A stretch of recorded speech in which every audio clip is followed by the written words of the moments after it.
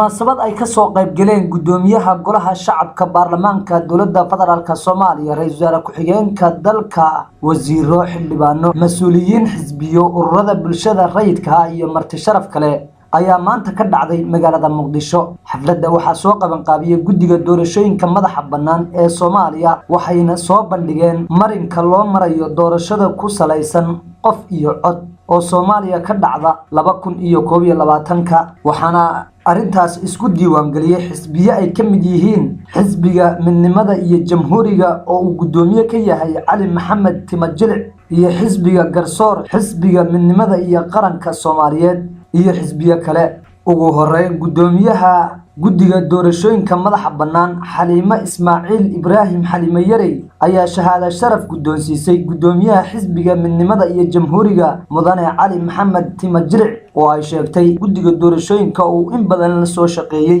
waxaana ay sheegtay in uu waajibkiisa ay tahay in shahaado sharaf la guddoonsiiyo. dhanka kale Xaliimo Ismaaciil Ibraahim Xaliimo Yarey gudoomiyaha guddiga doorashooyinka madaxa bannaan ee Soomaaliya ayaa ka hadashay munaasabadda maanta lagu qabtay magaalada Muqdisho ayaa sheegtay in si ku meel gaar ah loo diiwaan galiyay xisbiyada ilaa iyo inta ay shuruudaha ka soo buuxinayaan. Xaliimo Yarey ayaa sheegtay in guddiga doorashooyinka qaranka uu dejiyay qorshe dalka looga hirgelin karo hannaan doorasho oo qof iyo cod si doorasho loo galo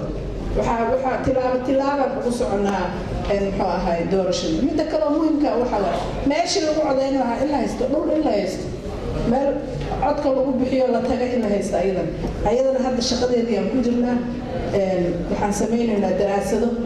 meelaha ugu muhiimsan ee Soomaaliya laga codeyn karo oo aan tegi karno ayadana taasna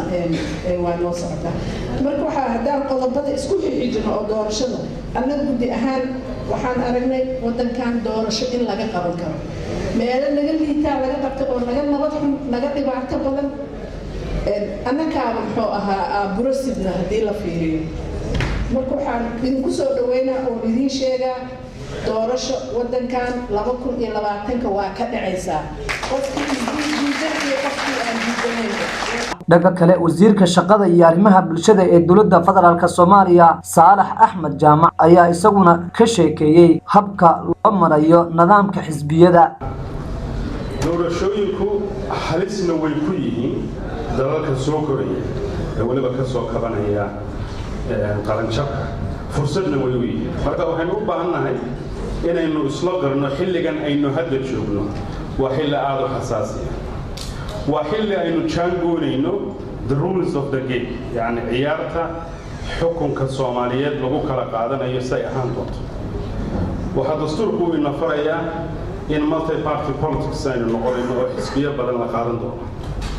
laakiin sida ay noo sheegayeen ogaaladii hore waa inaynu taariikhdeenii aan fogeyn dib u eegno. dhanka kale gudoomiyaha baarlamaanka dowladda federaalka Soomaaliya Maxamed Sheekh Cismaan Jawaari ayaa sheegay in dalku uu soo maray nidaam ka dhisan xisbiyada. waday ahaan waxaan dareemayaa farayn xildhibaan ahaan la aad iyo aad baan u faraxsanahay anoo ka turjumaya dareenka xildhibaanada baarlamaanka federaalka Soomaaliyeed iyo golihii shacbiga ee baarlamaanka sagaalaad anoo ka turjumaya. waxaa haddana dhacay in kacaankii markuu kacaankii barakeysanaa u yimid 21 sano 10 sano maba jirin oo xisbiga yiraahdo waxaan ugu dhaqaayay 12 qodob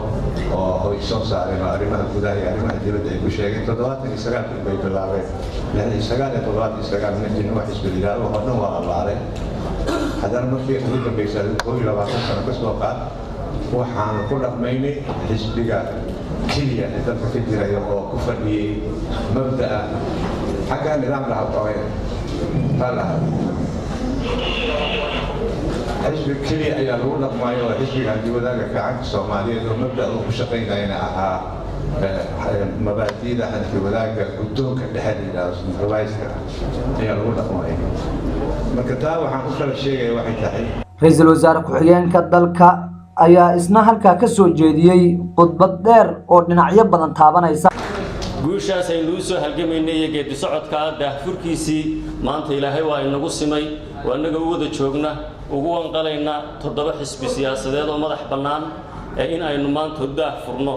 in ay xisbiyada siyaasadda shahaadadii ku meel gaarka ahayd la siiyo xisbinimadu wax sahlan ma aha waa wax taariikhdeena qayb weyn ka ahaa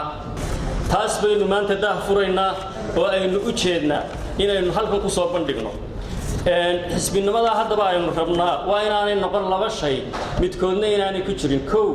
inaanu xisbigu noqon iskaga kicis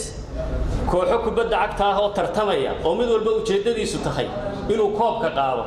kubadda cagta Arsenal iyo kooxaha kale aynu daawanaa maxaa faraqa u dhaxeeya ay tahay mid walba wuxuu rabaa inuu koobka ku guuleysto Soomaha marka waa inay jiraan xisbiyada siyaasadda afkaar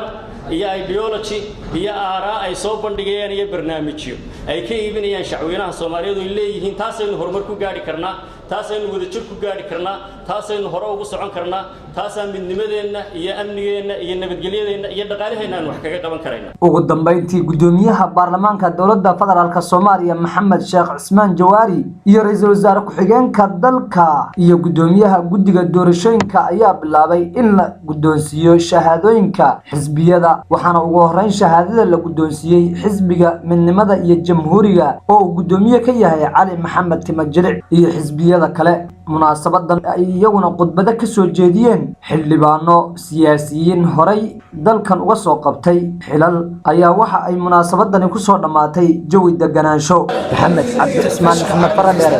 Star TV magaalada Muqdisho